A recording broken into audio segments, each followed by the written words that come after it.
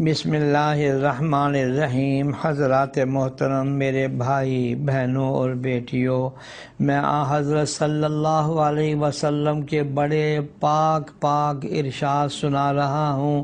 حقوق والدین کے بارے میں نے چند حدیثیں بیان کی ہیں۔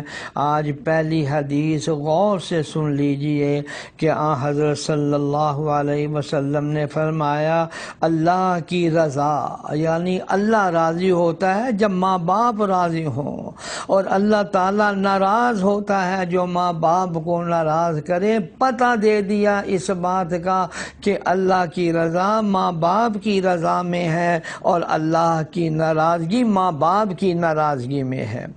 پھر فرمایا کہ کبیرہ گناہوں میں سب سے بڑا گناہ اللہ کے ساتھ شرک کرنا ہے، بتوں کو سجدہ کرنا ہے، غیر اللہ کو معبود بنانا ہے، اور پھر اس کے بعد فرمایا اور ماں باپ کی نافرمانی کرنا، یہ بھی کبیرہ گناہوں میں ہے۔ یا اللہ ہمیں ماں باپ کی قدر کرنے کی توفیق عطا فرمائے۔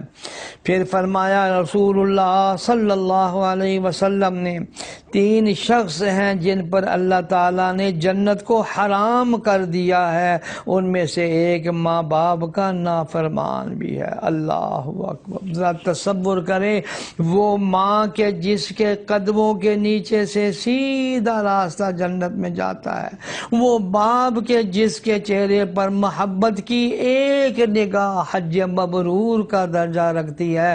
ایک صحابی کہنے لگے، اللہ کے نبی، اگر میں دن میں 100 مرتبہ اپنے باپ کے چہرے کو دیکھوں تو حضرت صلی اللہ علیہ وسلم نے فرمایا، خداوند کریم کی رحمت بڑی وسیع اور کشادہ ہے، رب العالمین جو ہے بہت بڑے انعام دینے والے ہیں۔ میرے دوست اور بزرگوں، میں درخواست کروں گا کہ جن لوگوں کو اللہ نے ماں باپ کی دولت عطا فرمائی، میرا جی چاہتا ہے میں چیخ کر ان لوگوں سے کہوں، میری ماں بھی نہیں، باپ بھی نہیں۔ میں سچ کہتا ہوں، جب خیال آتا ہے تو بڑا ہی صدمہ ہوتا ہے، لیکن جی چاہتا ہے کہ میں اپنے تمام احباب سے عرض کروں جن کو اللہ نے ماں اور باپ کی دولت عطا فرمائی ہے، خدا کے لیے ان کی قدر کر کے اپنے لیے جنت میں سامان بنا لیجئے۔ یا اللہ ہمیں اپنے ماں باپ کی قدر کرنے کی توفیق عطا فرما، آمین یا رب العالمین۔